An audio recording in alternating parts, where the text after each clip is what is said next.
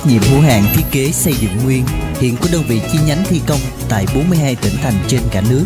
Chúng tôi nhận thi công xây nhà trọn gói từ nhà cấp 4, nhà cấp 4 mái Thái, nhà phố, biệt thự mái Thái, nhà xưởng, nhà trọ với giá cạnh tranh trên thị trường hiện nay nhưng vẫn đảm bảo về uy tín và chất lượng.